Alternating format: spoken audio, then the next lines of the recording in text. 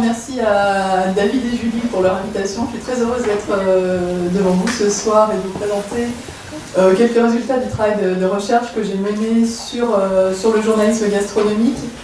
Alors, comme l'a dit David, je suis effectivement chercheuse en sociologie et à l'origine, je suis sociologue de l'économie, donc je m'intéresse à la manière dont les phénomènes économiques, la consommation, la création d'entreprises, de travail, etc., peuvent être appréhendés avec un regard sociologique. Et alors, pour aller un peu vite, mais le cadrage général de mon travail, je m'intéressais à la façon dont les médias servent d'intermédiaire entre des mondes de production, de produits. Alors, en l'occurrence, finalement, ça s'est porté sur les produits alimentaires. Donc il y a des gens qui vendent des légumes, des fruits, des produits transformés alimentaires. Il y a des gens qui vendent des repas dans des restaurants. Et d'un autre côté, il y a nous autres qui sommes consommateurs la plupart du temps de ces produits-là. Et je m'intéressais à la façon dont le journalisme va servir d'intermédiaire entre les deux et comment les médias vont nous guider pour plutôt acheter tel produit que tel autre, plutôt penser à cuisiner tel produit que tel autre, aller dans tel restaurant plutôt que tel autre. Alors, je ne me suis pas intéressée directement à la question de la prescription et de l'influence, comment les médias nous influencent, ça c'était pas exactement la question. En revanche, moi ce qui m'a intéressé, c'est de comprendre comment les médias en viennent à parler de ce dont ils parlent. Comment en fait, eux choisissent de parler plutôt de tel restaurant plutôt que tel autre, pourquoi on dit cuisiner en ce moment, ce ne soit pas des agrumes plutôt que tel autre produit, et comment les journalistes, parmi la possibilité infinie de choix qu'ils ont de parler de l'alimentation, vont choisir certains sujets plutôt que d'autres. Et donc ça m'a conduit à m'intéresser au journalisme qui parle de l'alimentation et de la gastronomie avec des questions assez simples au départ. Qui sont les gens qui parlent de l'alimentation et de la gastronomie dans les médias? Comment est-ce qu'ils travaillent? Et donc, in fine, pourquoi est-ce qu'ils racontent ce qu'ils racontent dans les médias? Quelle est l'histoire de leur profession? Et comment eux arrivent à se faire reconnaître et à être hiérarchisés entre eux. Alors, quand je parle de journalisme gastronomique, ce n'est pas un terme qui est beaucoup employé, parce qu'en fait, on a plusieurs figures en tête. Il y a la figure du critique gastronomique, le critique de restaurant, et journaliste gastronomique, c'est pas exactement ça. En fait, je fais une distinction entre trois types de professions, et j'en étudie une seule sur les trois. Il y a tout d'abord les critiques qui travaillent pour les guides. C'est des gens qui vont écrire, alors dans les guides Bohémio, tous les guides de restaurants qu'on peut voir, notamment je parle là des guides professionnels, pas forcément pas les guides en ligne, mais les guides où ce sont des professionnels qui vont dans les restaurants. Alors justement, moi je ne m'intéresse pas tellement à ces personnes qui travaillent pour des guides, pour la bonne raison que la plupart du temps, ce ne sont pas des gens qui vivent de cette activité. Autrement dit, n'importe qui d'entre nous, on peut postuler pour travailler pour un guide gastronomique et si avec un peu de chance, on peut être pris pour travailler dans ces guides. Alors pourquoi c'est assez ouvert comme type d'activité? Parce qu'en réalité ça ne paye pas. Quand les guides gastronomiques, si ils ont un mode de fonctionnement où ils doivent tester des tas de restaurants annuellement, ils doivent tester tous les restaurants, c'est un coût énorme en termes de prix simplement pour payer les restaurants. Donc la plupart du temps, ils s'arrangent pour se faire inviter dans les restaurants sans payer en disant qu'en échange ils vont faire une critique. Et ils rémunèrent très peu aussi les personnes qui vont faire des tests. Et généralement, on défraie les personnes, c'est-à-dire qu'on va leur payer leur déplacement, éventuellement le repas si le restaurateur n'a pas invité l'enquêteur, mais on ne va pas payer ce qu'on appelle la pile, en tout cas le texte écrit. Et aussi parce qu'on ne demande pas à l'enquêteur, dans ce cas-là, d'écrire un texte. Donc les gens qui écrivent pour les guides Bohémio ou autres, la plupart du temps remplissent des fiches, et ensuite ces fiches sont envoyées à la personne qui tient le guide, qui va les compiler, les harmoniser et rédiger un texte qui sera harmonieux puisque ce sera une seule personne qui aura rédigé toutes les notices et pas 50 personnes, 50 enquêteurs différents. Donc ces gens-là qui travaillent pour des guides, en fait, c'est généralement des gens qui ont forcément un autre métier pour vivre et donc ils font ça souvent à titre d'amateur. Alors parfois ce sont des journalistes par ailleurs qui professionnellement écrivent dans les médias, mais la plupart du temps ça peut être n'importe qui, des médecins, des professeurs, des fleuristes, n'importe qui peut travailler pour ces guides. Donc moi je ne me suis pas intéressée à ces personnes-là. Je ne me suis pas intéressée non plus à une autre catégorie qui a un profil très spécifique, qui sont les inspecteurs du guide Michelin, qui sont aussi assez connus dans ce monde-là, parce qu'eux ont un profil très très singulier. Alors eux, ce sont des professionnels, des gens qui écrivent, qui font les critiques de restaurants pour le guide Michelin, c'est des gens qui font ça, qui sont salariés par l'entreprise Michelin, mais qui ont un profil très particulier parce que pour être inspecteur pour le guide Michelin, il faut avoir un bagage, enfin avoir une expérience professionnelle dans le monde de l'hôtellerie-restauration.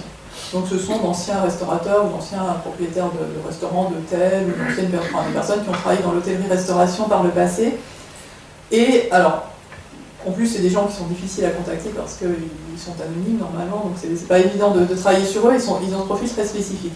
Et moi, ceux auxquels je m'intéresse ont un profil radicalement différent. En fait, moi, ceux qui m'intéressent, ceux que j'appelle journalistes gastronomiques ici, c'est toutes les personnes qui écrivent dans les médias, que ce soit à la radio, à la télé, sur Internet ou dans la presse écrite, sur l'alimentation. Donc les gens qui écrivent des recettes de cuisine, les gens qui écrivent des reportages sur un producteur, les personnes qui vont faire de la critique de restaurant. Donc toutes ces rubriques, alors soit dans le journaux généraliste, la rubrique à la fin, la rubrique cuisine et restaurant, c'est les personnes qui écrivent ça qui m'intéressent, ou dans la presse spécialisée, vous connaissez peut-être les magazines spécialisés, Cuisine et Vin de France, et la table, Cuisine actuelle, il y a tout un tas dans les kiosques de journaux qui sont spécialisés. Et moi, les personnes qui m'intéressaient comme personnes enquêtées, c'est les gens qui vivent de cette activité-là, d'écrire pour ce type, soit de rubriques, soit de supports de magazines au sens large.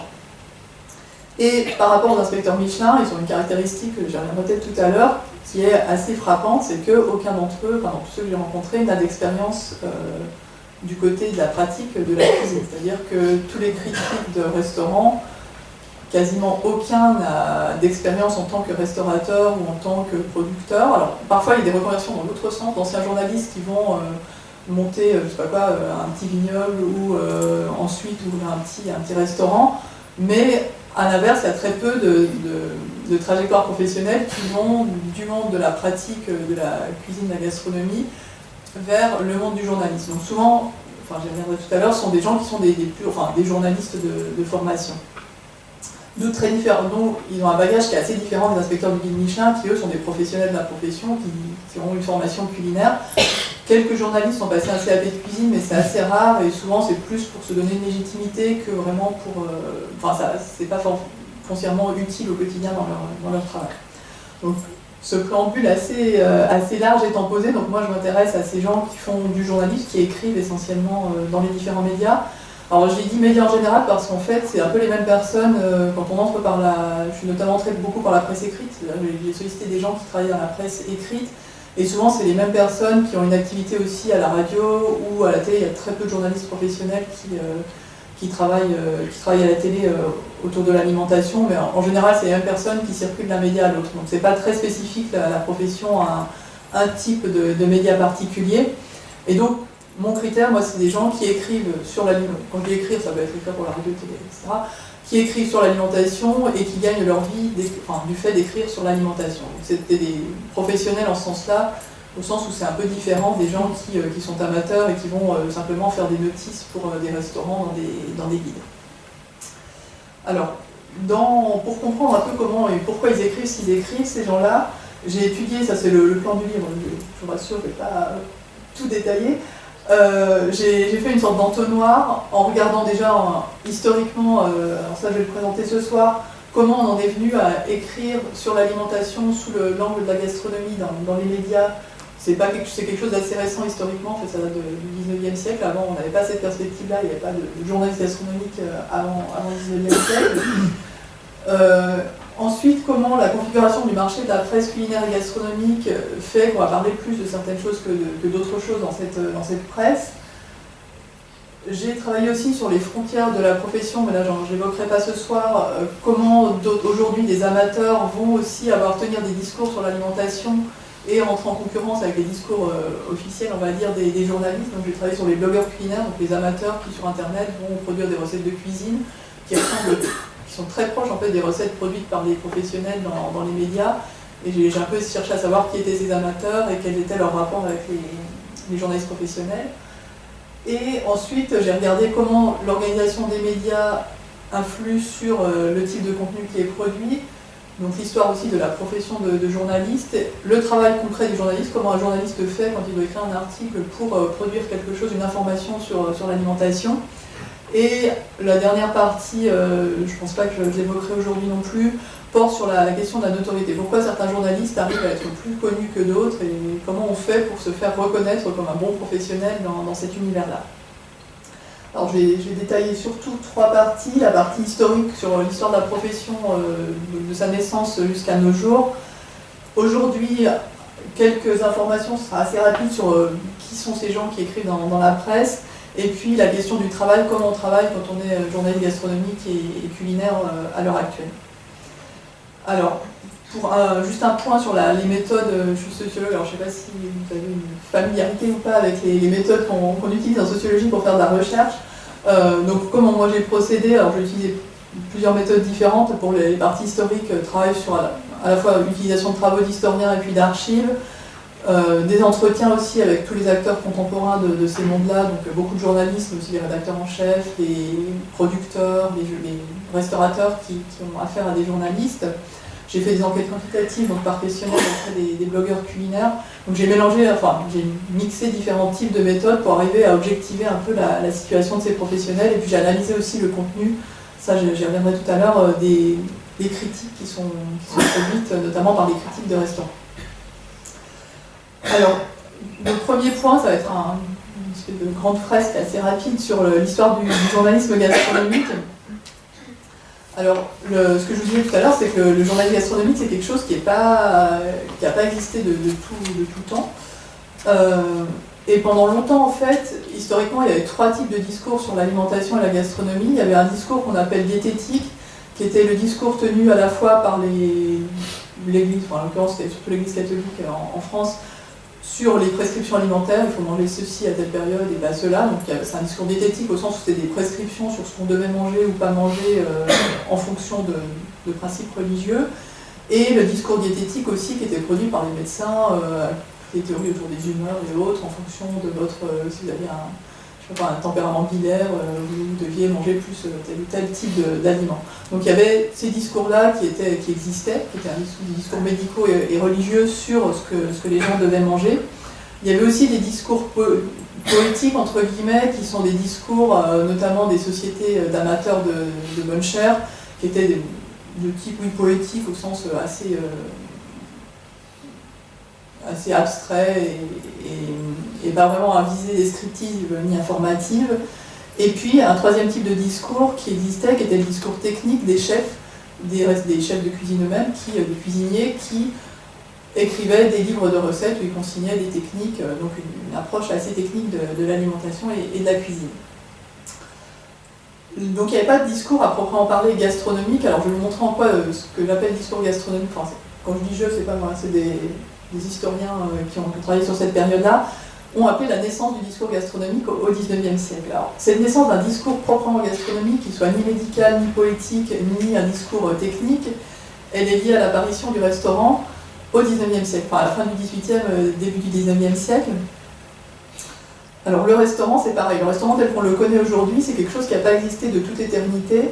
Et on date, alors les historiens se battent entre eux pour la date exacte, parce qu'on connaît la date exacte de naissance du premier restaurant, qui serait apparu pour la première fois en 1765, alors la date est un peu débattue, à Paris, avec, en fait, alors vous allez me dire, mais il y avait déjà des auberges, il y avait déjà des lieux où on pouvait se restaurer avant l'invention de ce restaurant. Alors ce qui change, et pourquoi on a daté ça assez précisément, c'est en fait un nouveau type d'établissement, qui est un peu différent des bouillons ou des auberges qu'on connaissait par le passé, avec certaines caractéristiques, le fait qu'on peut manger à toute heure de la journée, c'est plus un repas à heure fixe comme dans les auberges traditionnelles où il y avait un repas, enfin en tout cas il y avait des heures fixes pour manger où tout le monde mangeait à la même heure. On a la possibilité de choisir entre différents types de plats, alors différents types de bouillons, au départ on appelait ça les bouillons, le type de nourriture qui était servie, au lieu d'un menu unique. Donc on n'avait pas un menu qui était imposé par l'aubergiste dans ce type d'établissement. Les différents plats avaient des prix séparés, donc on pouvait prendre un plat en fonction de son prix, ce qui n'était pas non plus forcément le cas auparavant. Il y avait un prix et puis tout ce qui était servi était au même prix. Et notamment, on commence à présenter les plats sous forme de carte. Le principe de la carte n'existait pas dans les auberges traditionnelles. Et avec ces caractéristiques autour du type de plat qui est servi, il y a aussi la configuration de la salle qui est un peu différente de ce qu'on connaissait, avec des tables individuelles, la possibilité de manger sur une table individuelle et non plus sur la grande table de banquier. Et une autre caractéristique qui est plus qualitative, qui est que ces restaurants sont un peu plus propres, un peu plus luxueux que les auberges traditionnelles. Et donc toutes ces caractéristiques réunies font qu'on a un nouveau type de lieu où se restaurer, qui est alors initialement réservé plutôt aux classes supérieures bourgeoises, mais qui n'avait pas d'équivalent par le passé. mi-18e apparaissent ces premiers restaurants à Paris et ils vont se développer alors tout au cours, à la fin du XVIIIe siècle, le XIXe siècle, avec des différents facteurs qui ont aidé le restaurant à se développer. D'abord l'évolution du cadre juridique au XIXe siècle. Avec la Révolution française, on a aboli les corporations de métiers qui faisaient que, par le biais des corporations, n'importe qui ne pouvait pas s'établir comme restaurateur ou comme boucher ou etc., comme n'importe quel artisan. Et l'abolition du système de corporation permet la libre entreprise et donc à des personnes de devenir restaurateurs plus facilement et d'entrer en concurrence aussi plus facilement. Donc le changement du système juridique va favoriser la naissance de ces types d'établissements que sont les restaurants. Donc ça, c'est un premier facteur qui autorise le développement des restaurants. Il y a un second facteur qui est qu'avec la Révolution française, alors c'est très très lié à la Révolution française, toute cette émergence des restaurants, l'aristocratie, une partie des aristocrates vont s'exiler à l'étranger et vont laisser sur le carreau, on peut dire, en France, leurs cuisiniers. Donc auparavant, la haute cuisine était uniquement une cuisine des aristocrates, donc qui était une cuisine privée en fait, qui était servie dans les demeures aristocratiques, mais qui n'était pas, on ne pouvait pas en tant que client payer pour avoir accès à cette nourriture.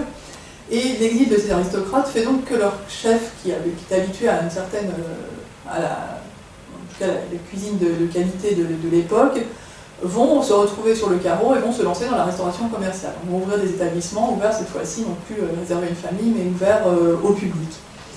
Et dans le même temps, un public émerge puisque se développe une élite politique avec le déplacement de la capitale de Versailles à Paris, se concentrent progressivement à Paris toutes les élites politiques, et ça va créer un public aussi pour ce nouveau type d'établissement qui sera le public bourgeois. En fait, la naissance du restaurant est complètement liée à l'ascension de la bourgeoisie comme classe dominante dans la société, aux dépens de l'aristocratie qui dominait avant la Révolution.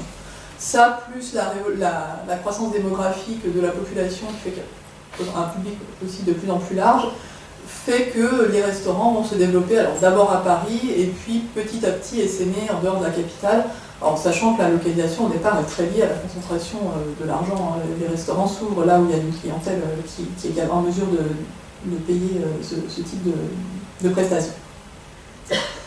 Et avec l'apparition de ce restaurant, pourquoi je vous raconte tout ça, va naître un nouveau type de discours sur l'alimentation.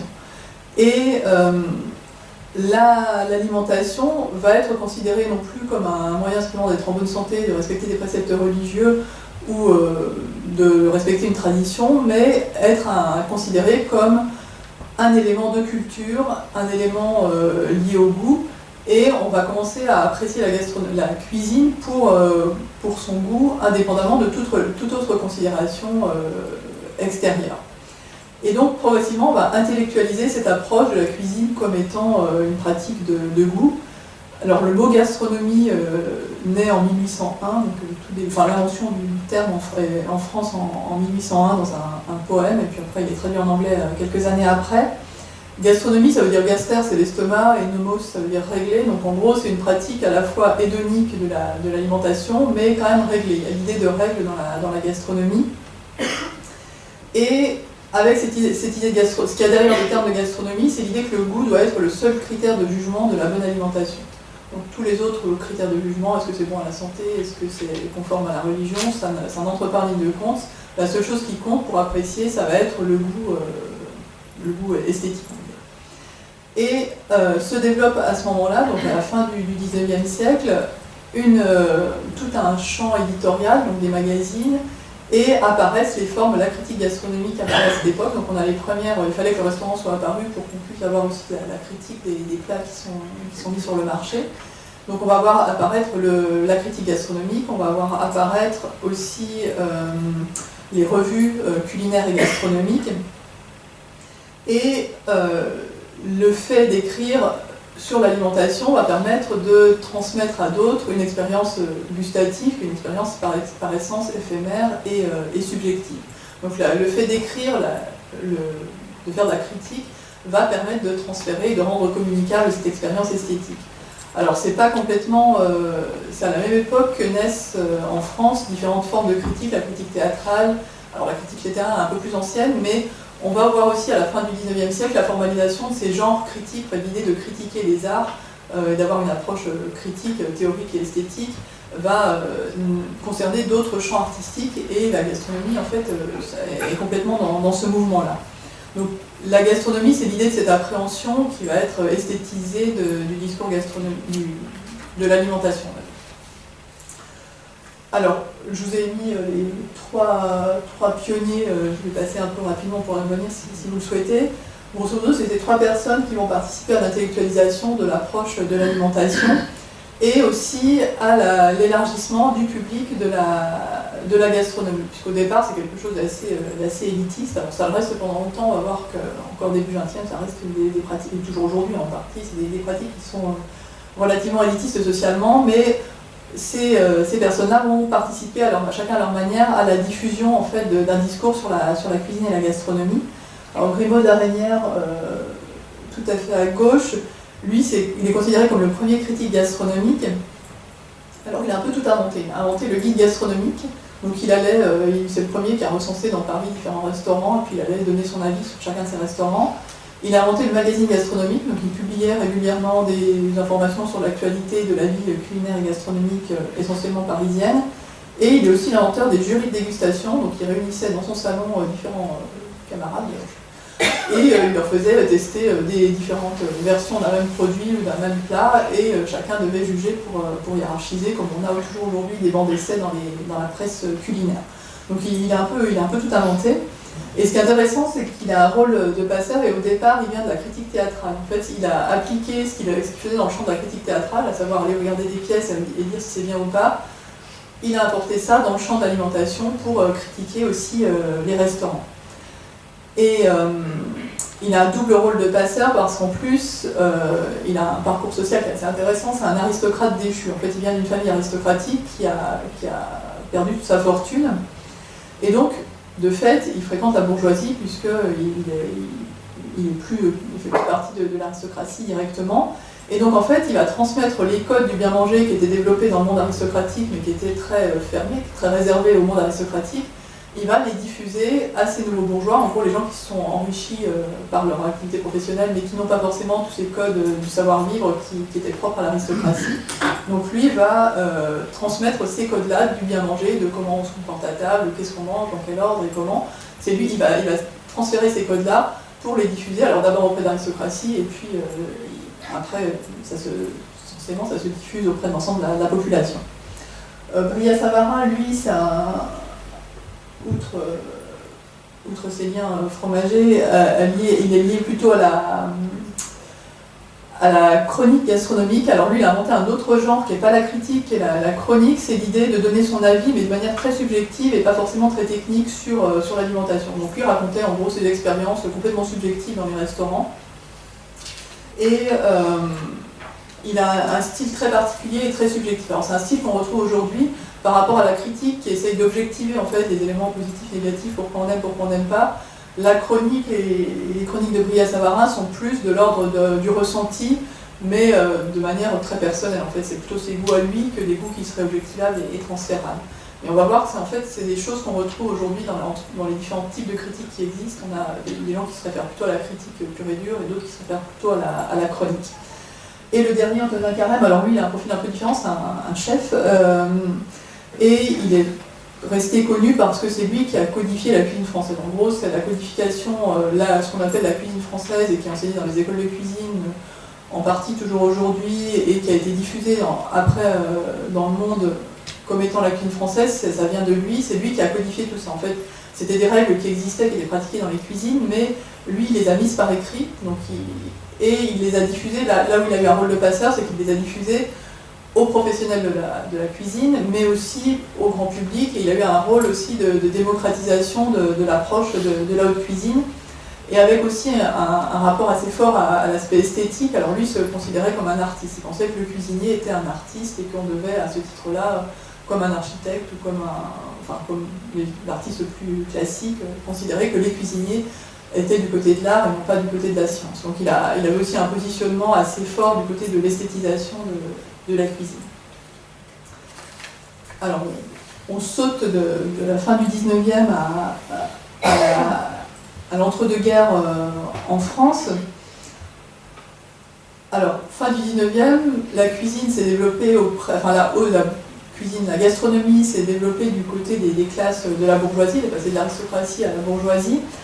Au début du XXe siècle, on est toujours dans une pratique qui est très, très bourgeoise, mais qui se diffuse de plus en plus vers la moyenne bourgeoisie, puis la petite bourgeoisie, notamment par le biais du développement des associations gourmandes. Donc il y a des clubs, des associations gourmandes, des confréries qui vont naître à cette époque-là. Donc les gastronomes vont trouver des lieux pour se retrouver. Alors ils avaient déjà des publications qui suivaient par le passé, mais là en plus ils peuvent se voir et échanger. Alors ça reste des pratiques qui sont très très situées socialement, c'est essentiellement des pratiques de classe supérieure. Donc les périodiques aussi, la presse se diffuse notamment, alors il y a aussi des périodiques, pas mal de cuisine pour les cuisinières adressées aux femmes, pour la cuisine du quotidien qui se développe depuis la fin du 19e siècle, donc ils sont sur un autre registre qui est moins la haute cuisine, mais qui est plutôt apprendre à devenir une bonne ménagère. Et le développement en fait, de la cuisine et de la gastronomie, comme dans cette perspective hédonique, on va dire, va être lié au développement du tourisme. Et le développement du tourisme lui-même est lié au développement des modes de transport. Alors, si on reprend, fin 19e, le mode de transport qui se développe, c'est les chemins de fer. Donc c'est l'époque où on va tracer les grandes lignes de chemin de fer dans toute la France. Et ces lignes de chemin de fer permettent à la bourgeoisie et à l'aristocratie de partir en vacances, notamment dans le sud de la France. Donc c'est à cette époque-là que la Côte d'Azur devient un lieu de villégiature pour les classes aisées, même les classes les britanniques et autres qui viennent de l'étranger, grâce notamment au chemin de fer qui permettent de faciliter les déplacements. Et il y a une association l'association tourisme et gastronomie est marquée par l'association entre un hôtelier, César Ritz, qui a fondé le Ritz, et le chef de cuisine de plus en plus d'époque, qui est Escoffier. Donc Escoffier, qui pareil a marqué l'histoire de la cuisine, s'associe et est employé par Ritz dans son hôtel sur la Côte d'Azur, et va donc mettre en valeur, mutuellement ils vont se mettre en valeur à la fois le côté touristique et le côté gastronomique. En fin 19e, avec le développement des chemins de fer, apparaissent les premiers guides touristiques, qui sont des guides essentiellement au départ sur les monuments à visiter, les villes à visiter. Et 20e siècle, démocratisation des transports, cette fois-ci du côté de l'automobile. Donc, apparition de l'automobile et diffusion aussi de l'automobile. Alors, encore une fois, ça touche l'ensemble de la population, on n'a pas une automobile au début du XXe siècle, mais malgré tout, il y a quand même de plus en plus de gens qui sont en mesure de se déplacer. Donc il y a une démocratisation un peu plus forte encore du tourisme qui apparaît à cette époque. Alors encore une fois, avec toutes les limites, les gens n'ayant pas beaucoup de congés, c'est quand même un tourisme qui était très limité. Et ça va de pair dans les guides. Alors, naissance du guide Michelin en 1901. Guide Michelin, au départ, c'est le guide de l'entreprise Michelin qui fabrique des pneus, qui est complètement lié à l'idée que, en gros, la voiture se développe, Michelin vend des pneus, il a envie que les gens utilisent leurs pneus et se déplacent, et donc il crée au départ un guide. Alors, le guide Michelin, il y a trois périodes. La première période, c'est uniquement un guide où il indique les stations essence où on peut changer ses pneus et trouver du gasoil, enfin de l'essence à l'époque, je sais pas comment ça s'appelait. Donc en gros, c'est pour les automobilistes, sachant que l'information n'est pas évidente. Si vous vous trouvez dans une région que vous ne connaissez pas, comment est-ce qu'on fait pour faire le plein d'essence? Donc le guide Michelin, au départ, c'est ça. C'est un guide pour indiquer des endroits où faire réparer sa voiture et l'alimenter. Progressivement, il va se tourner vers le tourisme en intégrant dans ce guide-là, en plus des stations essence, intégrer les lieux à visiter, donc les monuments, les villes intéressantes, tout ce qu'est le paysage, etc., des choses qui peuvent intéresser les voyageurs, avec toujours l'idée d'inciter les gens à se déplacer le plus possible en voiture.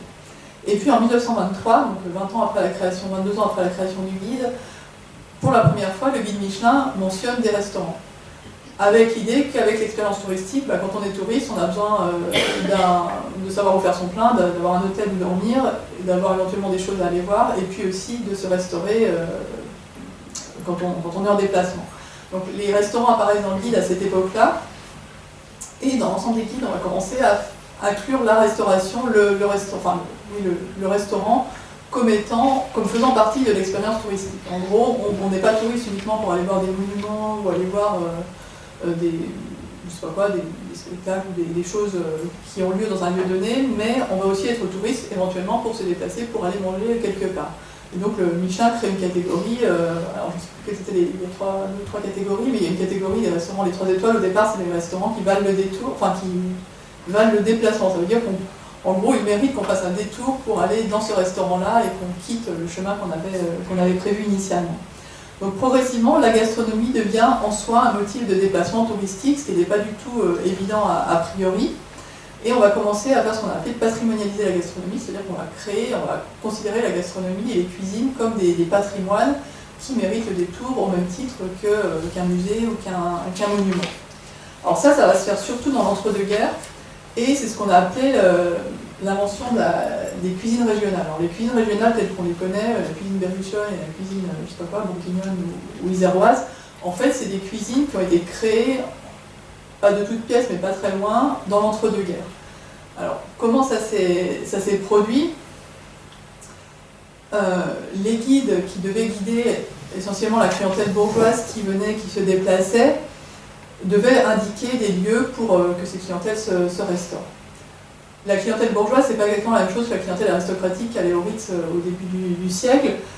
Elle ne recherche pas exactement le même type d'établissement. Et ce que recherchent les clients bourgeois à l'époque, c'est une cuisine qui soit traditionnelle, qui soit rurale et qui représente la région où on est. Et donc, chaque région, pour attirer des touristes, va commencer à mettre en avant des plats régionaux pour dire, bah voilà, notre spécialité, c'est ce plat-là. Et donc, par ce biais-là, ça va attirer les touristes qui vont venir manger le plat typique de la région. Et dans certains cas, c'est des pures inventions. En fait, les plats qu'on considère comme régionaux aujourd'hui ont été purement et simplement inventés à cette époque-là pour donner une identité à la région et la faire exister dans le paysage touristique, avec un tourisme qui est encore une fois un peu limité à l'époque. Je ne sais pas, je vous ai pas mis, il y a Catherine Berthe-Lavenir qui a écrit là-dessus, qui a montré comment en fait c'est le goût des touristes bourgeois qui a conduit à la création, à la normalisation d'une certaine forme de cuisine régionale. Alors, sachant que les bourgeois qui allaient se balader en province, alors souvent des bourgeois parisiens, attendaient un certain standing des restaurants, donc il fallait que ce soit local, mais il fallait quand même que ce soit assez propre et que ça corresponde à certains critères de cuisine bourgeoise. Donc ça a aussi normalisé ces restaurants-là vers des standards de qualité qui étaient ceux des urbains de l'époque. Donc il y a une action assez modernisatrice des guides. En fait, les guides, en guidant les touristes, vont forcer les restaurateurs à s'adapter à cette clientèle touristique et à anticiper, à produire pour cette clientèle ce que la clientèle attend, à savoir des restaurants qui correspondent aux normes bourgeoises et qui aient une forme de spécificité régionale. Et donc dans les entre-deux-guerres, on a parlé de marketing régionaliste, où les régions vont parfois investir assez fortement pour faire exister leur tradition culinaire. Alors, il y a un travail de Gilles Laferté sur ce sujet-là qui est assez fascinant. Il a travaillé sur la région en Bourgogne, sur la région beaunoise, sur la Côte d'Or, la région des grands vins bourguignons. Et ce qu'il montre, c'est comment à un moment donné, le maire de Dijon, donc, qui était la capitale bourguignonne, enfin toujours d'ailleurs, comment le maire de Dijon s'est dit, bon, il faut que nos vins, on commence à être de plus en plus en concurrence avec les vins de Bordeaux, les vins d'ailleurs, les gens se déplacent, il faut que les gens achètent des vins, et quand ils achètent des vins, ils achètent nos vins, et si possible, qu'ils viennent les consommer sur place.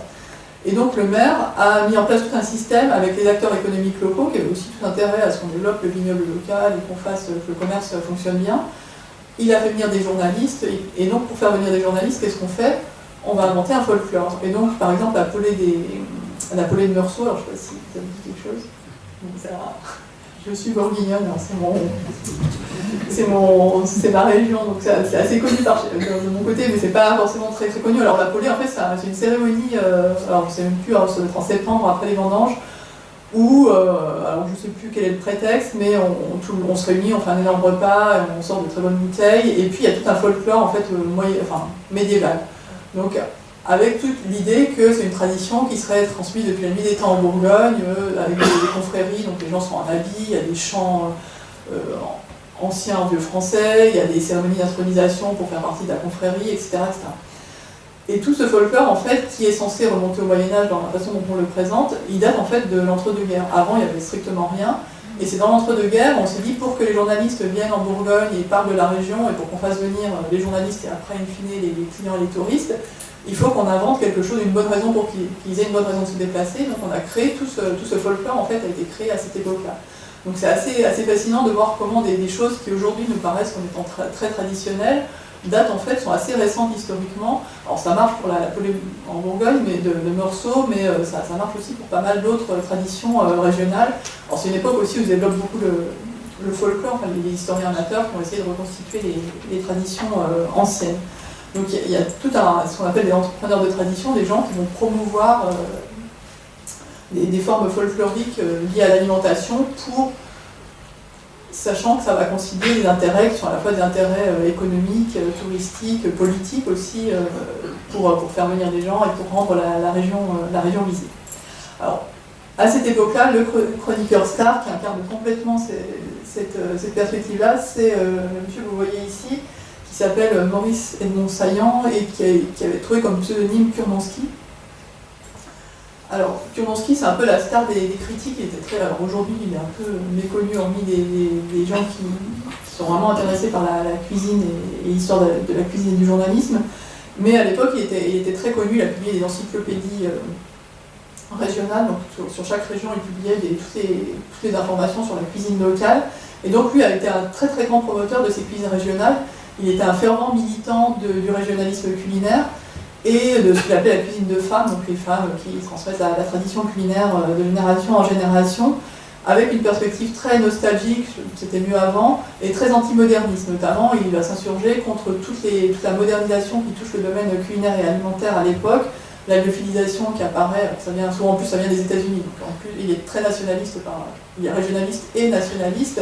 Donc tout ce qui vient des États-Unis, la surgélation, la congélation, la lyophilisation, les réfrigérateurs, tout ça pour lui c'est un peu le diable moderne qui va remettre en cause nos traditions ancestrales. Donc en fait, avec sa perspective régionaliste, traditionnaliste, va aussi ça va de pair avec un rejet de la modernité et une valorisation d'une forme de tradition qui est, comme je viens de vous l'expliquer, plus ou moins traditionnelle, on va dire. Il y avait effectivement des traditions culinaires régionales, mais il y a aussi des choses qui sont un peu créées à ce moment-là. Donc Kurmanski domine un peu ce champ à cette époque-là, avec les discours dans les médias sont très traditionnalistes et très lyriques en fait sur de tout temps, etc., etc. Donc c'est un style qui est assez différent de ce qu'on peut lire aujourd'hui dans les médias culinaires et gastronomiques. Après la Seconde Guerre mondiale, les choses changent, mais pas tant que ça, et il faut travailler sur... En fait, les historiens ont beaucoup tout ce que je vous ai raconté là, en fait, c'est des travaux qui sont issus de travaux d'historiens. Donc moi, j'ai pas fait d'enquête de première main là-dessus. Et en revanche, il y a très peu d'historiens qui ont travaillé sur ce qui se passe entre la Seconde Guerre mondiale et aujourd'hui, au fond, de quoi on parle dans les médias culinaires et gastronomiques, qui sont les journalistes qui écrivent dans ces médias-là. Jusque dans l'entre-deux-guerres, il y a très peu de journalistes. Kurmanski, c'est une sorte de journaliste, ils sont quelques-uns, mais ils sont sans doute une poignée, une dizaine en France. Il y a très peu de gens qui vivent de cette activité-là. Il y a très peu de publications aussi spécialisées sur ces questions-là. Et donc moi, quand j'ai fait mon enquête, il y avait quand même des travaux historiques et puis sociologiques jusqu'à la Seconde Guerre mondiale, mais il n'y avait plus grand-chose après. Et ça m'ennuyait, je ne suis pas historienne, mais malgré tout, c'est quand même pas mal d'avoir un peu de recul historique pour comprendre ce qui se passe aujourd'hui quand on est sociologue. Et donc j'ai été chercher, j'ai regardé parmi les magazines les magazines de cuisine qui sont encore en vente aujourd'hui, lequel était le plus ancien. Il se trouve que c'est Cuisine et Vin de France qui a été créé en 1947, donc au sortir de la Seconde Guerre mondiale, qui a été créé par Kurmanski en plus, et qui est toujours en vente aujourd'hui. Donc en fait, c'est un magazine pour lequel on peut avoir, je suis allée à la Bibliothèque nationale à Paris, il y a quasiment tous les numéros qui sont archivés, et donc j'ai pu regarder, je n'ai pas regardé tous les numéros dans le détail, mais j'ai regardé un très grand nombre de numéros pour voir comment on avait dans cette seconde partie du XXe siècle, parlé de cuisine et de gastronomie. Alors je me suis intéressée à trois choses: qui étaient les gens qui écrivaient dans ce magazine, comment ils se présentaient et comment ils écrivaient, donc la question vraiment journaliste qui m'intéresse, de quoi on parlait, comment on en parlait, et puis comment on représentait le monde de la gastronomie, qu'est-ce que c'était pour eux le monde de la cuisine, de la gastronomie et de l'alimentation à cette époque-là, à différentes époques, et comment on se représente aussi la société plus généralement, les évolutions économiques et sociales et politiques en arrière-plan de la gastronomie. Donc là, vous avez le tout premier numéro de Cuisine et Vin de France, je ne sais pas si certains d'entre vous le lisent, mais c'est un magazine qui donc a pas mal changé forcément entre sa création en 1947 et aujourd'hui. avec, vous voyez, l'iconographie, c'est assez classique, hein, a pas mal évolué. Et j'ai distingué 4 périodes qui correspondent à 4 façons en fait, de se représenter à la fois les amateurs de gastronomie, de profil de journalisme, manière de se représenter les amateurs de gastronomie et de manière de voir le monde de la cuisine. Alors, la première période, c'est entre 47 et 68. Alors ça correspond en fait à des... En 68, c'est la mort de Kurmanski. Donc, il était rédacteur en chef du magazine et il décède en 68. Donc on change de rédacteur en chef. Et alors, donc, pendant la première période, il y a un style assez homogène du magazine qui est en fait... donc c'est un des premiers... c'est un magazine qui, au départ, quand il est créé, il n'y en a pas beaucoup sur ce créneau-là, qui est un magazine grand public, qui ne s'adresse pas à des professionnels, ni forcément à des classes très très aisées. C'est un magazine qui a une vocation assez large, qui s'adresse aux classes plutôt moyennes et supérieures, mais qui n'est pas excluant. Et donc qui est assez nouveau en termes de type de magazine qui est proposé. Et initialement, le magazine porte essentiellement sur la réalisation de la cuisine domestique. Donc c'est beaucoup de recettes de cuisine et l'idée des promoteurs du magazine, c'est d'apprendre aux jeunes ménagères qui viennent de se marier à cuisiner. En gros, c'est l'idée, vous venez vous marier, vous ne savez pas cuisiner, il va falloir cuisiner pour votre mari puis pour vos enfants, et donc on va vous donner les bases de la cuisine de la bonne mère de famille. Donc il y a beaucoup de recettes pour la cuisine domestique de tous les jours, pour les femmes, des femmes au foyer, enfin il va de soi que c'est des femmes au foyer qui n'ont pas d'activité professionnelle. Alors jusqu'en 1949, il y a le rationnement en France, donc au départ, c'est un peu les premières années du magazine, c'est comment faire des économies, comment conserver des aliments, comment faire en sorte de ne pas dépenser trop, enfin de conserver le plus possible les aliments, faire des conserves et autres pour pouvoir tenir dans un contexte de rationnement. Et puis progressivement, on va rentrer dans la période des 30 Glorieuses, où là, ça va être la consommation va beaucoup se développer. Mais dans un premier temps, le magazine est très nostalgique. Alors ça, je vous ai dit, c'était Kurmanski qui l'avait fondé avec Madame de Cure, donc avec une femme, ils sont 2 fondateurs. Et au tout début, c'est l'idée de la continuité. En gros, on veut faire comme si la guerre n'avait pas eu lieu et on va promouvoir dans le magazine ce qu'on promouvait déjà avant la guerre.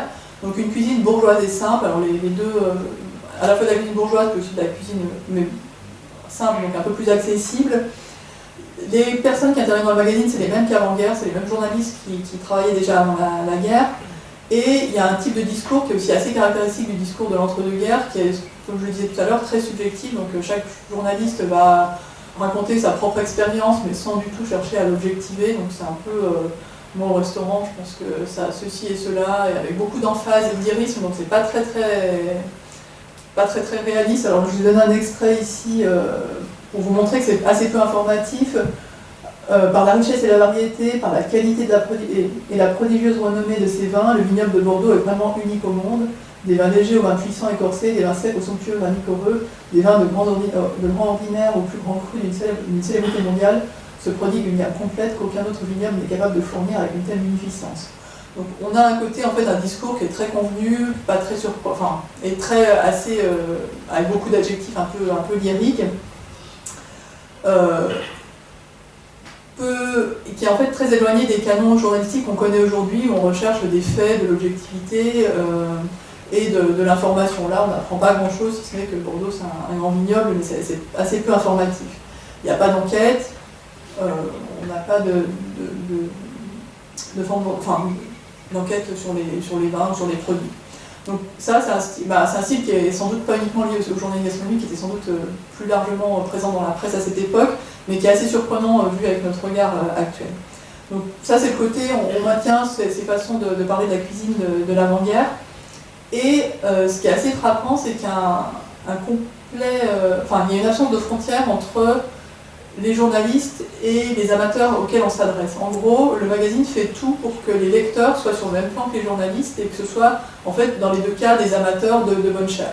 Donc il y a une forme de proximité, alors qui se marque par le fait que les journalistes ne sont pas des journalistes de profession, et on le voit parce que, à côté des articles, alors je ne sais pas si... Alors là, c'est Courtine qui a une histoire un peu particulière, Mais quand on a des journalistes, donc on a leurs photos, c'est très personnalisé, on connaît chacun des journalistes, alors soit c'est des photos, soit c'est des dessins, parce que ce ne sont pas des photos, donc on se les représente, on n'a plus aujourd'hui dans la presse, donc c'est chaque personne en tant que singularité qui s'exprime dans le journal, et surtout ils sont désignés par leur fonction, leur statut, souvent un statut professionnel, par exemple, alors, quand c'est des statuts assez prestigieux, du type médecin, avocat, professeur, et quand ils n'ont pas un statut professionnel prestigieux, on les désigne par le fait qu'ils appartiennent à des confréries. Donc leur professionnalité ne tient pas à leur caractère de journaliste, mais tient au fait que soit ils sont des notables dans la société, soit ce sont des grands amateurs reconnus puisqu'ils appartiennent à des confréries. Et donc ils ont une légitimité personnelle et on mise beaucoup sur leur charisme et sur leur personnalité avec ces photos et puis ce style assez singulier. Ils parlent beaucoup à la première personne, c'est je dans les articles. Et ça crée une sorte de proximité avec le lectorat parce que les lecteurs les connaissent. On sait que Courtine, il a sa rubrique avec sa photo et puis on connaît son caractère. Alors, c'est lui qui est promu grincheux, donc il râle tout le temps. Donc il y a une forme comme ça de connivence qui se crée avec le lectorat. Et quand on parle de gastronomie, qu'est-ce que c'est que le monde de la gastronomie à cette époque? C'est des confréries et des associations gourmandes. Donc c'est toutes les associations autour de produits ou de vins ou d'appellations de vin. Et on ne parle absolument pas des producteurs, donc des agriculteurs ou des transformateurs de produits alimentaires. On ne parle absolument pas des cuisiniers, donc des gens qui transforment in fine l'alimentation. Et on ne parle pas, mais bon ça c'est plus conjoncturel, on ne parle pas des industriels. À l'époque il y en avait quand même certains, on ne parle pas non plus de l'agroalimentaire en tant qu'industrie. Donc le monde de la gastronomie d'après le magazine est réduit uniquement à un monde d'amateurs qui se réunissent dans des associations et auxquelles appartiennent aussi les journalistes. Et donc il y a le magazine cherche à créer de la connivence entre son lectorat. Alors il organise même des repas tous les mois où les lecteurs peuvent participer avec les journalistes et avec la rédaction en chef. Donc c'est essentiellement, j'imagine, des lecteurs parisiens et autres qui se réunissent près du siège du journal, mais malgré tout ça donne une impression de très forte proximité puisque on peut aller déjeuner avec les gens qui écrivent dans le journal. Alors tout est centré aussi autour de la personnalité de Kurmanski qui a été dans les années 20 désigné comme prince des gastronomes par un journal belge, et donc il a pris ce titre très au sérieux, et donc tout le monde de la gastronomie est censé tourner autour de lui. Donc par exemple toutes les informations sur ce qui se passe dans le monde de la gastronomie, ça s'appelle des échos de la principauté, donc principauté au sens en gros de la principauté de Kurmanski, et le type d'information est assez surprenant, c'est un carnet mondain où on a les naissances, les mariages, alors soit des journalistes, soit des gens qui sont connus dans le monde de la gastronomie. Et donc ça crée une forme de proximité très très forte. Le lectorat, le lecteur se sent appartenir à ce monde-là. On a une connaissance commune, on sait qu'un tel il est marié avec truc et qu'il a eu un enfant, etc., etc. Donc il y a une forme de mise sur le même plan à la fois des lecteurs et de réduction aussi du monde de la gastronomie à ce monde d'amateurs. Donc il y a une forme de cohérence entre d'un côté des journalistes qui ne sont pas des professionnels mais qui se définissent comme amateurs, un monde de la gastronomie qui est dominé par des associations gourmandes et une proximité avec le lectorat qui est aussi un moyen indirect de mieux le connaître et de connaître ses attentes. Alors tout ça va... Courtine, pour la petite histoire, je sais pas si ça vous dit quelque chose, ça a été il y a une histoire assez particulière, c'est un journaliste qui a été le chroniqueur de la rubrique cuisine du Monde dans toute l'entre-deux-guerres. En fait, c'est le chroniqueur principal, le journaliste du Monde qui s'occupait de cuisine et de restaurant, enfin de restaurant essentiellement. Et en fait, il a une histoire assez... initialement, c'était un journaliste, je crois, politique, qui a collaboré pendant la Seconde Guerre mondiale. Donc, il a écrit dans des journaux antisémites, je crois. Enfin, en tout cas, il s'est caché à la Libération. Puis ensuite, il a été jugé, il a fait la prison pour ses faits de collaboration. Et il s'est retrouvé, donc après-guerre, ex-journaliste politique, il a interdiction, les lois sont passées qui interdisaient aux journalistes politiques de travailler à nouveau comme journaliste politique après-guerre. Et donc il se retrouvait sans emploi et il a été embauché par Hubert Bogmery qui a eu cette phrase assez savoureuse, il a dit c'est mon meilleur collaborateur. Et donc il a été embauché, mais comme on ne pouvait pas le remettre à la rubrique politique, alors ça a touché notamment les journalistes politiques et économiques qui n'avaient pas le droit de retravailler dans ces rubriques-là, on l'a mis à une rubrique qui n'avait pas d'enjeu, la gastronomie. Et donc c'est comme ça qu'il s'est retrouvé à travailler sur la gastronomie. Il est devenu ensuite assez reconnu dans ce domaine-là. Et ce qui est assez fascinant, c'est le... Alors, bon ça, j'anticipe un peu, mais ce qui est assez frappant dans les journalistes gastronomiques aujourd'hui, c'est que cet épisode-là, en fait, revient en permanence. C'est-à-dire que quand un journaliste dénonce les pratiques de ses confrères, il dénonce beaucoup les pratiques de leurs confrères en disant lui il est vendu, lui il se fait acheter, etc. Parce qu'il se fait inviter dans les restaurants, parce qu'on lui offre des produits. Et un des registres argumentatifs, un des registres d'argumentation pour justifier ça, c'est de dire mais de toute manière c'est une profession de pourri parce que c'est une profession de collabo. Et j'ai un peu cherché en fait des personnes qui avaient collaboré, il n'y en a pas des masses, enfin c'est très difficile. Alors il y a lui qui est très connu, mais au-delà de cet exemple singulier, il n'y en a pas tant que ça. Il y en a un ou deux, mais qui sont très très peu connus. Et en fait, ça a été un fait complètement marquant sur la profession, et aujourd'hui encore, beaucoup de journalistes disent oui, mais c'est une profession qui a une tare originelle parce qu'à la base, on est discrédité en tant que profession, on est méprisé comme journaliste gastronomique parce qu'on a eu des faits de collaboration. Et en fait, c'est essentiellement ce cas-là qui a complètement marqué la profession et qui justifie aujourd'hui la dénonciation de comportements considérés comme immoraux, mais alors qui sont quand même assez loin de la collaboration, qui sont simplement le fait de travailler avec des marques, avec des producteurs, et de se faire acheter, entre guillemets, après le discours de ceux qui les dénoncent. Donc en fait, ce registre de la dénonciation du fait de collaboration est passé de la collaboration politique à une collaboration plus économique, et a marqué assez durablement la profession. C'est une personne qui est assez structurante, en fait, aujourd'hui encore, alors que la plupart du temps, les journalistes sont incapables de citer d'autres cas que le sien, mais ça aurait posé une tare sur l'ensemble des journalistes, non seulement à son époque, mais encore aujourd'hui. C'était la petite parenthèse sur Robert Courtine. Et on passe aux années 70. Donc le magazine Kurnansky décède en 68. Et la nouvelle rédactrice en chef, au départ, souhaite faire perdurer l'esprit de Kurnansky, donc le côté traditionnel, la cuisine, former des ménagères, etc. Sauf que dans les années 70, le monde autour de la gastronomie change assez sensiblement. Urbanisation, modernisation, les femmes travaillent de plus en plus à l'extérieur, mais 68 passe par là. La construction européenne remet aussi en cause le régionalisme, et donc le contexte de régionalisme traditionnel avec la femme au foyer qui était encore en vigueur juste après-guerre devient qui est véhiculé dans le magazine, correspond moins à l'expérience quotidienne des lecteurs et à leur insertion dans le monde économique et social. Et alors c'est un phénomène, le magazine a beaucoup de mal à prendre acte de ces changements qui touchent la façon de travailler, de vivre avec sa famille, etc., des gens à cette époque-là. Et donc elle a du mal à saisir la modernité, le fait que les femmes ont moins de temps pour cuisiner, qu'elles ont potentiellement un travail à côté, qu'elles vivent peut-être plus en ville et moins à la campagne, etc., etc. Et alors ce phénomène, le fait que le magazine ait du mal à saisir ça, c'est un phénomène plus global. La presse féminine est aussi en crise assez importante à cette époque-là, parce que la presse féminine, pareil, ne saisit pas le fait que le monde change, et que le statut notamment des femmes change à cette époque-là, et a un peu du mal à passer d'un modèle à un autre. Dans l'œil de la cuisine aussi, il y a énormément de changements dans les années 70, un moment où non seulement le monde social en général et économique change, mais le monde culinaire aussi, avec notamment les chefs progressivement commencent à s'installer à leur compte, les chefs, les cuisiniers. Alors, avant, pendant très longtemps, les chefs c'était des employés qui étaient employés d'un restaurateur. Donc il y a quelqu'un qui possédait le restaurant et qui embauchait un chef pour travailler, pour être cuisinier dans son restaurant. Et donc le chef n'était pas connu, on connaissait éventuellement le restaurateur qui possédait le restaurant, mais le chef était dans sa cuisine et on ne le voyait pas. Dans les années 70, les chefs commencent à monter leur propre restaurant, donc ça veut dire avoir accès à des financements pour avoir leur propre établissement, et ce qui les rend plus visibles aussi pour le public. C'est-à-dire que maintenant on sait qu'on va manger chez tel chef et non plus au restaurant, je ne sais pas, le Coq Joyeux, ou un restaurant qui ne serait pas identifié forcément avec un chef en particulier. Ça va de pair aussi avec une valorisation progressive de la créativité dans la cuisine. Pendant longtemps, la bonne cuisine, c'était simplement reproduire les règles qu'avaient établies Carême, Escoffier, etc. Et puis là, tout d'un coup, dans les années 70, on commence à valoriser aussi la nouveauté, l'innovation dans le domaine culinaire. Ça, c'est pareil, c'est un changement. Alors, on va voir, Cuisinière de France est complètement passé à côté.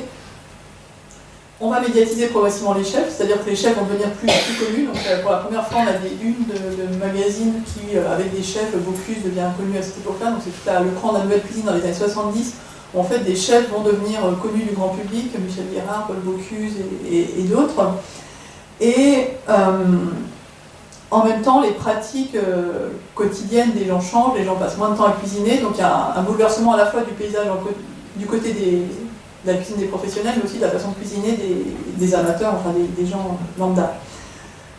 Alors, ça se traduit dans le magazine par une très forte ambivalence entre le registre de la tradition, qui était le registre que le magazine a toujours eu depuis sa création, sur on valorise la tradition culinaire française, on apprend les bonnes façons de faire traditionnelles, et puis le registre quand même la nouveauté. On voit qu'il y a plein de nouveautés aussi qui sortent dans le monde de l'agroalimentaire, des nouveaux produits, des nouveaux types, des produits préparés et autres, qui sont des formes de nouveautés, et qui rendent un peu désemparés les consommateurs. Alors on a des consommateurs qui vont écrire au magazine en disant mais dites-nous quel frigo il faut acheter, il y a un choix infini de crème glacée, laquelle on prend. Enfin, en gros, l'offre qui devient de plus en plus importante aussi déstabilise les consommateurs qui sont amenés à faire des choix qui auparavant n'étaient pas, quand on cuisinait les produits de son jardin, moins ce type de choix à faire.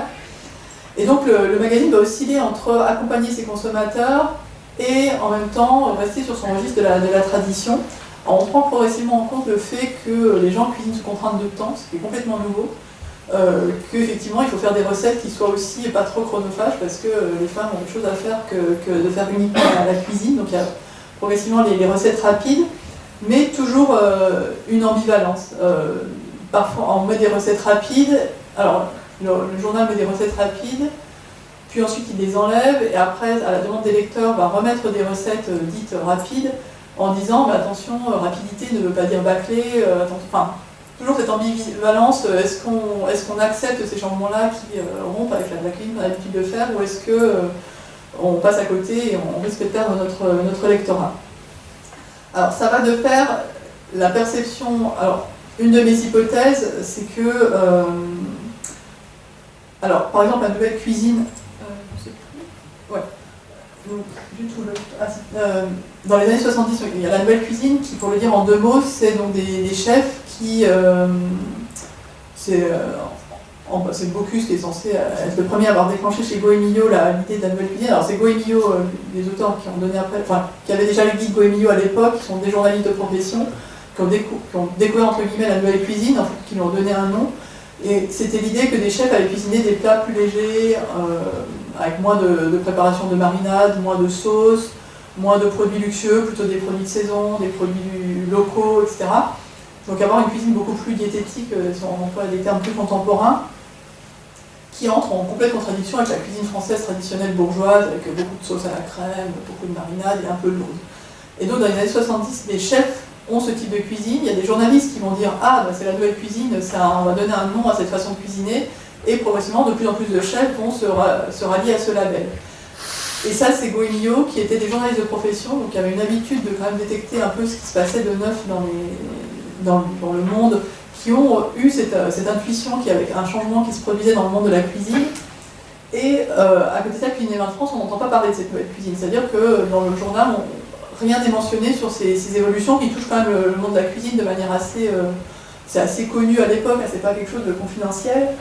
Et par exemple, alors je sais plus, ça c'est un édito je crois à Noël, oui c'est les vœux pour 1978, où dans l'édito, donc le magazine souhaite ses vœux à ses lecteurs, il dit laissant à d'autres les expériences de fantaisie culinaire, donc ce côté innovation de la nouvelle cuisine, de poissons saignants parce que les cuissons, la nouvelle cuisine cuit beaucoup moins les produits, c'est l'idée de cuire au minimum pour garder le produit le plus brut possible, de légumes crus et de tapage publicitaire. Pour vous et avec vous, nous cherchons tout simplement à maintenir la vérité d'une cuisine française qui a fait ses preuves et qui s'est restée simple, savoureuse, authentique, comme le sont nos vins de qualité appréciés dans le monde entier. Donc c'est l'idée, nous, on ne bouge pas de nos bases, qui est la cuisine traditionnelle française, et on laisse l'innovation à d'autres.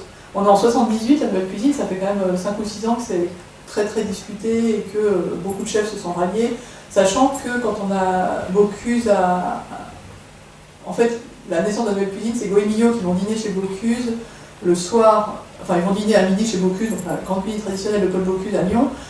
Et le soir, ils restent dîner pour je ne sais plus quelle raison, et Bocuse leur sert un repas beaucoup plus léger. Et là, Goemio se disent « Ah, mais c'est ça la cuisine qu'on attend, la cuisine moderne, c'est ce que souhaitent les consommateurs, c'est cette cuisine beaucoup plus légère, des poissons beaucoup moins cuits, des produits simples, frais, etc. » Et donc c'est là où ils ont l'idée de la nouvelle cuisine.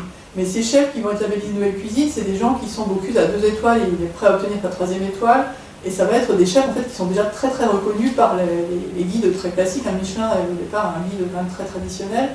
Donc c'est pas des complets outsiders qui viendraient de nulle part et inventeraient quelque chose de complètement délirant. C'est des gens qui sont très institutionnalisés, qui simplement vont cuisiner un peu différemment et puis ça va être connu et reconnu. Donc Cuisine de France, qui est toujours aujourd'hui un magazine quand même assez classique, bourgeois, qui n'est pas le plus dans l'innovation culinaire à cette époque-là, 5 ou 6 ans après la découverte de la nouvelle cuisine, enfin toujours dans la négation de l'idée que ce soit quelque chose qui puisse intéresser ses lecteurs. Et j'impute en fait la différence entre Goemio, qui était capable de détecter cette nouvelle cuisine, enfin de lui donner un nom, etc., avec Cuisine de France, parce qu'à l'époque, Cuisine de France, c'est justement pas encore des journalistes qui travaillent. Alors, progressivement, ils se professionnalisent, c'est de plus en plus des gens qui vont avoir des méthodes d'enquête journalistique et d'écriture journalistique, mais à l'époque, c'est encore en partie ces amateurs qui n'ont pas forcément une démarche d'aller enquêter sur les nouveautés comme peuvent l'avoir les journalistes. Donc on a progressivement une éclipse des chroniqueurs à l'ancienne mode qui racontaient leur vie à la première personne. Donc on passe du jeu, nous, dans les articles, c'est un peu plus impersonnel. On ne parle plus des amis pour désigner les journalistes, mais on parle de journalistes quand même dans le magazine, on désigne les gens qui écrivent comme des journalistes. Mais à l'époque, alors c'est assez frappant sur les règles de déontologie journalistique qui ne sont pas respectées. Alors qu'elles ne soient pas respectées, c'est assez classique, mais en revanche, ce qui est assez frappant, c'est que le journal ne voit même pas où est le problème. C'est-à-dire que les premières chroniques de restaurant, le journaliste qui a chroniqué un restaurant dit je suis allé chez mon ami, Jean-Paul, qui est restaurateur, sa cuisine est extraordinaire. Et donc il dit clairement qu'en fait il chronique un restaurant parce que c'est son ami et qu'il ne le cache même pas. Théoriquement, la déontologie journalistique voudrait qu'il y ait une forme de neutralité, qu'on n'aille pas uniquement chroniquer ses amis et qu'on ne soit pas hyper laudatif et qu'on garde un peu d'objectivité comme on chronique même ses amis.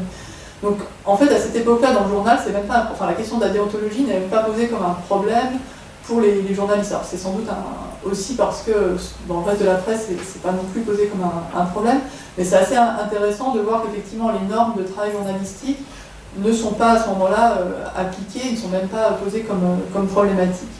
Et progressivement, donc dans les années 60-80, le lecteur auquel on s'adresse, alors au départ c'était l'amateur, soit la cuisinière qui apprenait à cuisiner, avec un ton, alors je vais passer, mais très paternaliste et très sexiste dans la première période, on passe progressivement à un lecteur qui est considéré comme un consommateur. Donc on prend quand même acte progressivement que les gens ne se fournissent plus de la même façon pour s'alimenter.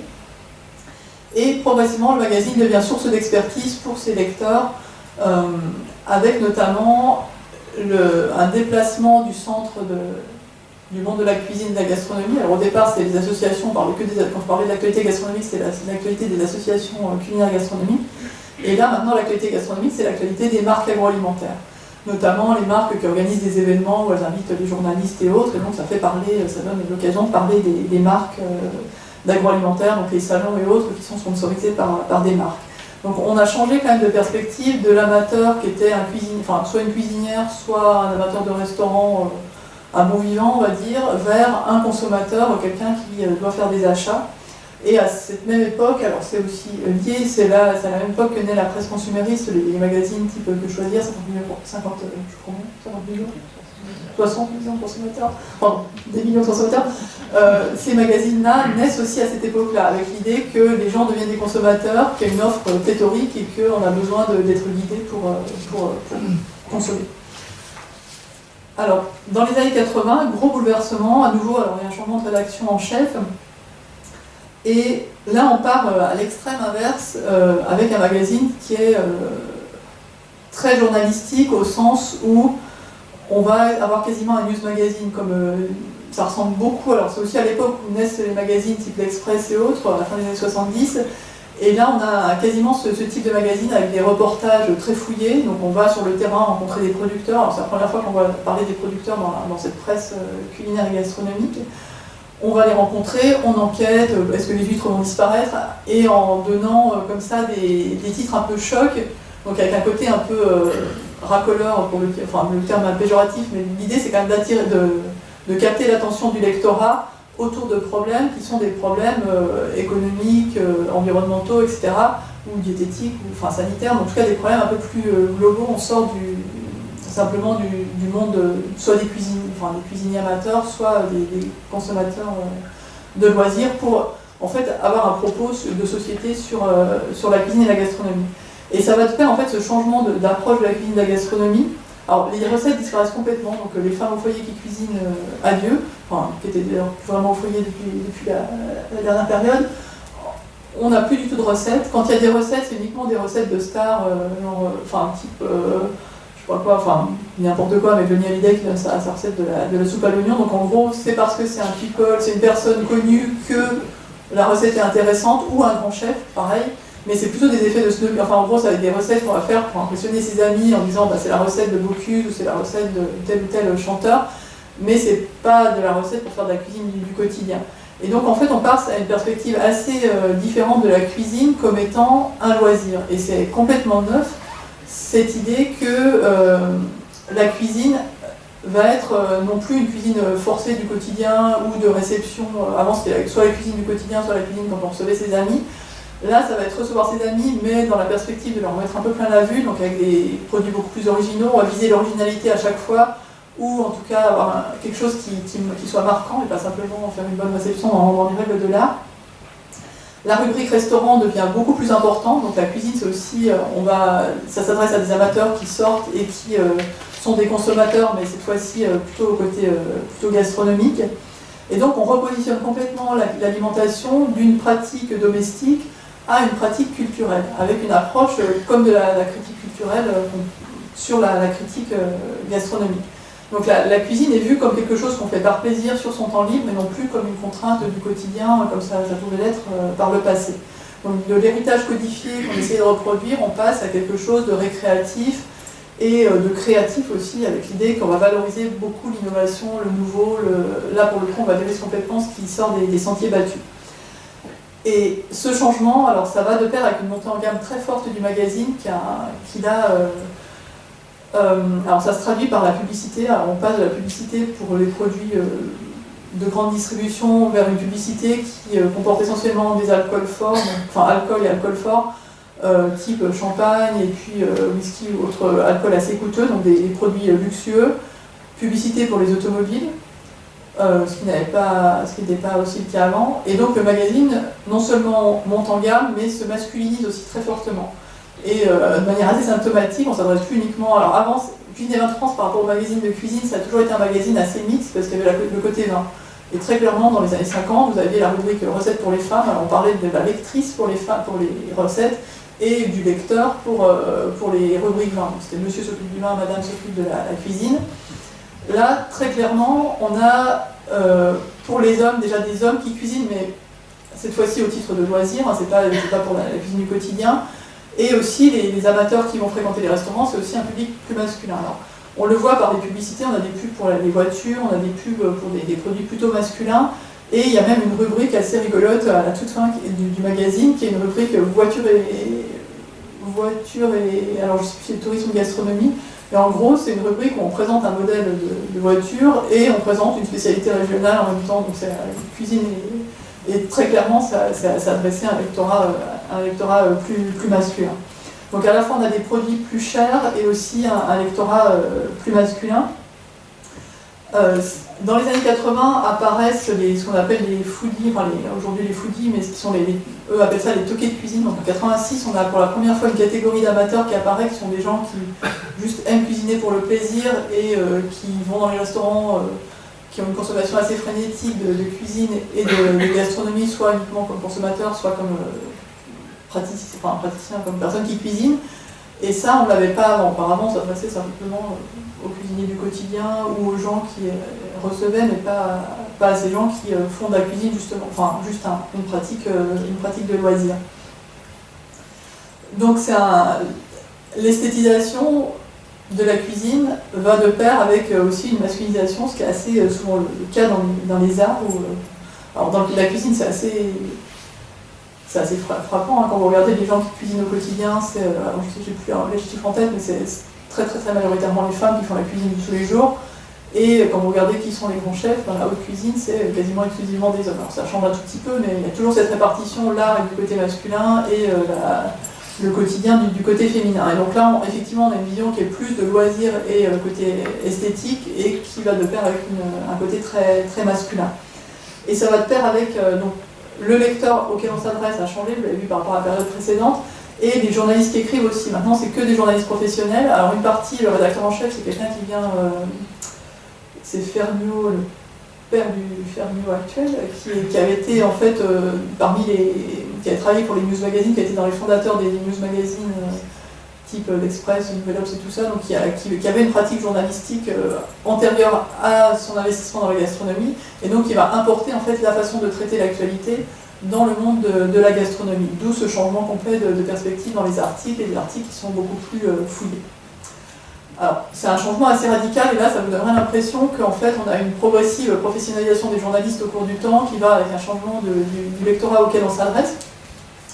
Ça peut sembler un peu déterministe, et vous allez voir que ça n'est pas le cas, parce que dans la dernière période que j'ai étudiée, depuis 1994, alors 1994, le modèle en fait ne tient pas. Le modèle du magazine haut de gamme, assez masculin, avec de la pub pour les alcools forts, ne tient pas, pour une raison assez simple, donc qui est que dans les années 90, enfin en 90-91, passe la loi E20, qui réglemente assez fortement la publicité sur l'alcool, et or le magazine était, son modèle économique c'était d'avoir énormément de publicité assez haut de gamme, et notamment pour beaucoup d'alcool, et donc il perd des ressources publicitaires assez fortement, et le modèle n'est plus tenable. En fait, on ne peut plus faire le magazine si on perd les annonceurs alcooliers.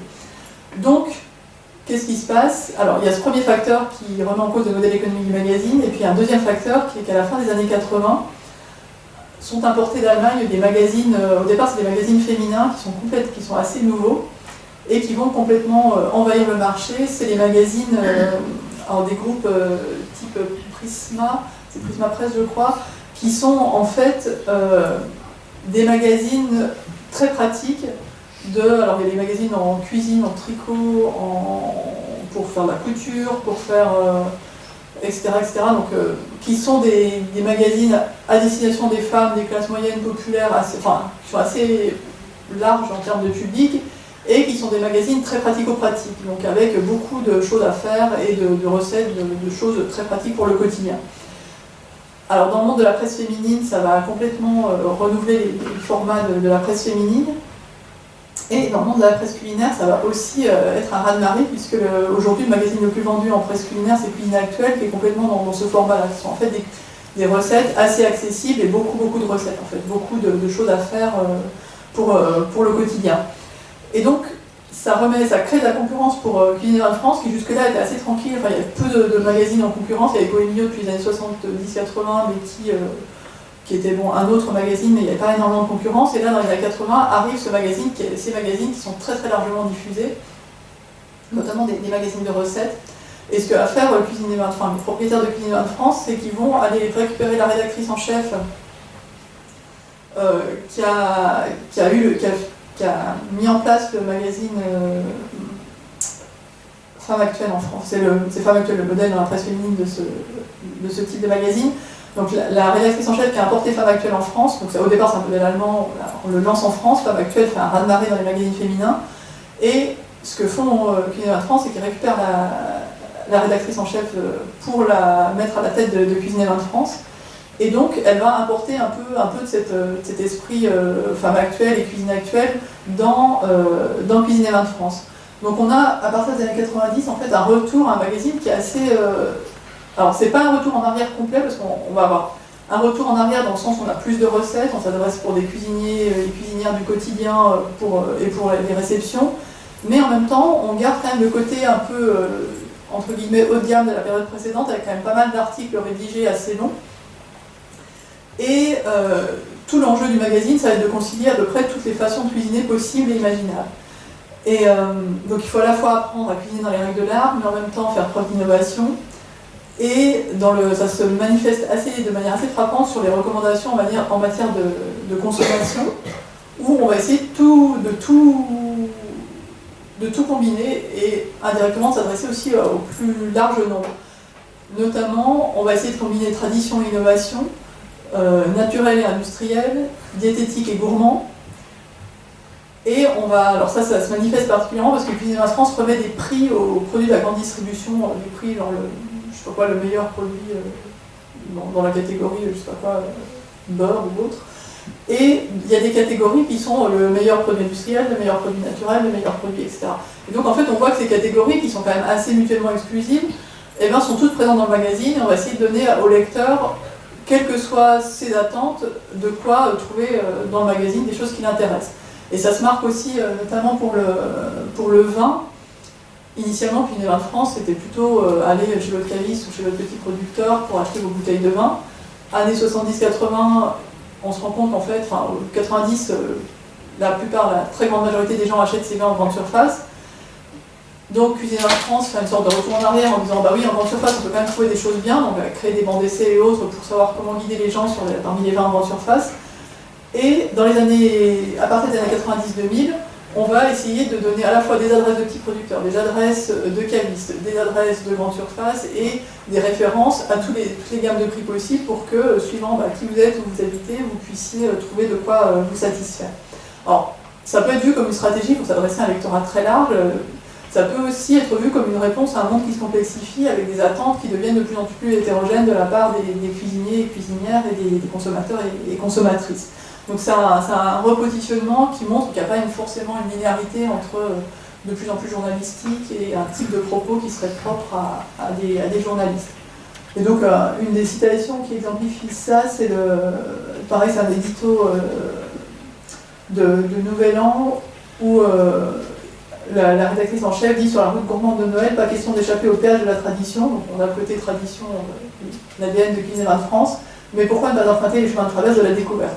Donc on a la tradition, mais quand même on va aller du côté du nouveau et de la découverte. Donc c'est assez symptomatique de cet essai de tenir ensemble tous ces différents éléments. Alors, aujourd'hui, qu'en est-il de ces journalistes? Donc là, j'ai fait un rapide parcours. Alors c'est un peu singulier parce que j'ai étudié un magazine en particulier, mais qui était quand même un magazine assez dominant, donc qui dit quand même des choses sur la façon dont on concevait la cuisine et les amateurs de cuisine au cours du temps. Alors vous aurez noté que dans ces magazines-là, les questions de société, on va dire, toutes les questions un peu problématiques. Alors, en plus, là, je me suis arrêtée dans les périodes avant que l'alimentation soit vraiment problématisée comme un problème public dans les années 90, mais toutes les questions autour des enjeux sanitaires, des enjeux sur la santé publique, des enjeux sur l'environnement, sur l'accès sur la détresse alimentaire, etc. etc. Alors, dans les années 80, on en parle un petit peu, mais c'est des choses qui sont quand même très très peu abordées dans la presse culinaire et gastronomique. Et en fait, dès que les enjeux...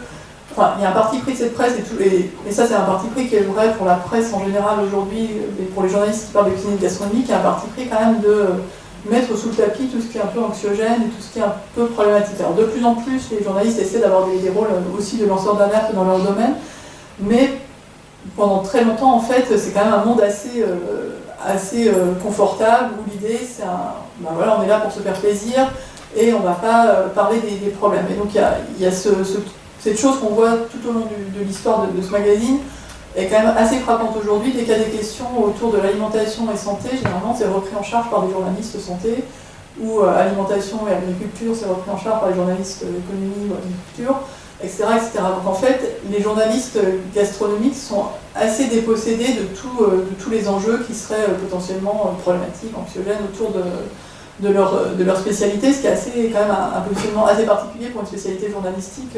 Ils sont jusqu'à maintenant, alors ça change peut-être un peu maintenant, mais c'est une spécialité journalistique, on s'empare assez peu des choses problématiques. On a ce côté, c'est un loisir et donc c'est un lieu où on va parler uniquement du plaisir et comment se faire plaisir. Alors parfois sous contrainte de temps, sous contrainte d'argent, mais malgré tout on va quand même assez peu aborder les questions qui pourraient être problématiques.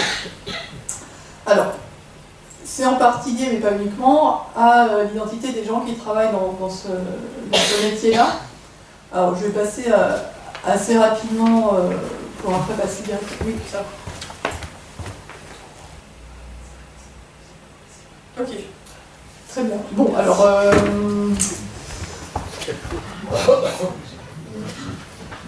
Bon, ouais, j'ai uniquement terminé sur cette partie-là, pardon. J'avais prévu beaucoup trop long. Ou j'ai été trop long sur le début. Il y a 3 profils aujourd'hui de journalistes qui travaillent. On a un profil qui sont les amateurs professionnalisés, ce que j'appelle les amateurs professionnalisés. En fait, c'est le profil type Kurmanski. C'est des gens qui, au départ, avaient un métier complètement différent et progressivement ont commencé à écrire dans la presse et puis, de fil en aiguille, sont devenus des journalistes gastronomiques. Alors, souvent, c'est des hommes assez âgés qui ont ce profil-là. Typiquement, cet homme-là disait avant, la critique c'est une activité de notable, c'était des médecins, des avocats, donc ce n'était pas la profession principale. Moi, je suis une sorte de dernier des Mohicans de ce système. Donc lui, c'est un journaliste pareil qui a une profession, il était architecte avant, et il a fait toute sa carrière d'architecte, et sur la fin de sa carrière professionnelle, il a commencé de plus en plus à travailler pour la gastronomie, dans le journalisme gastronomique, et il est devenu journaliste gastronomique à temps plein, mais sachant qu'il n'avait pas une formation de journaliste en amont, ni de gastronome, enfin dans le domaine de la cuisine et de la restauration. Le second profil, c'est beaucoup de personnes qui viennent, alors là, l'extrait est un peu long, mais c'est une attachée de presse, c'est des gens qui viennent des mondes de la communication autour de l'alimentation. Donc ici, c'est une ancienne attachée de presse de tourisme et restaurant qui s'est rendu compte que, alors c'est moins bien payé, mais que journaliste gastronomique, c'était plus valorisé socialement qu'attaché de presse. Et donc, elle s'est progressivement convertie, elle a changé de profession, mais souvent en venant d'une profession proche. En fait, elle connaissait déjà des gens dans le monde du journalisme gastronomique et elle avait une connaissance aussi du monde de la gastronomie et c'est par ce biais-là qu'elle a réussi à devenir journaliste gastronomique. Donc là aussi, c'est quelqu'un qui n'a pas de formation journalistique. Et le troisième type, c'est le profil qui devient tendanciellement majoritaire, c'est les gens qui font des études de journalisme ou qui sont journalistes et qui se spécialisent dans un second temps dans la gastronomie, mais qui à la base ont une formation de journaliste et qui pourraient très bien faire du journalisme politique ou judiciaire ou autre. Alors, soit c'est un choix, donc c'est des gens qui vraiment avaient envie de faire du journalisme gastronomique, qui ont fait du journalisme et ensuite se spécialisent quand ils en ont l'opportunité, soit à certaines périodes, suivant l'état du marché du travail, c'est par contrainte. Alors j'ai eu pas mal de cas de gens qui n'avaient pas spécialement mangé, et qui se retrouvent à un moment donné, parce qu'on les colle à cette rubrique-là, de devoir aller dans les restaurants, et puis de fil en aiguille, certains s'en vont après dès qu'ils ont l'opportunité, et puis d'autres restent. Notamment, j'avais le cas d'un jeune journaliste qui rêvait de faire de la critique de rock, donc qui était journaliste musical, sauf qu'il y a très peu d'emplois dans la critique musicale, et donc à un moment donné, on l'a mis à la rubrique cuisine et restaurant, et lui me disait, moi j'ai aucun intérêt pour cet objet-là, mais il se trouve que je suis journaliste, et donc ça me permet de gagner ma vie. Donc c'est assez perturbant de voir le profil de ces gens-là, parce que d'une part, il y a la surprise d'avoir aucun professionnel de l'alimentation et de la cuisine qui connaît vraiment techniquement ce que c'est que la cuisine, et d'autre part, on a aussi beaucoup de gens qui sont là sans être même des passionnés de cuisine. Alors, bon, ceux qui restent, généralement, le deviennent progressivement, mais c'est pas forcément non plus cette figure qu'on aurait du grand amateur qui serait fasciné par l'alimentation. Alors, les compétences, je passe rapidement. En gros, leur compétence principale pour eux, c'est de savoir écrire plutôt que de s'y connaître en cuisine, mais ce qui est cohérent avec le fait que la plupart du temps, ils n'ont pas de formation en cuisine. Et puis, chez les jeunes, notamment ceux qui ont des formations journalistiques, c'est être bon journaliste, donc c'est respecter tous les protocoles, les procédures, notamment déontologiques, même si souvent c'est un discours qui ne correspond pas forcément à leur pratique, mais dans les discours en tout cas, pour eux c'est un point important de la compétence. Alors, juste, je terminerai là-dessus, il y a 3 figures en gros identitaires. Une première figure, c'est les journalistes qui ont pour mission de guider les gens vers les bons établissements ou les bons produits.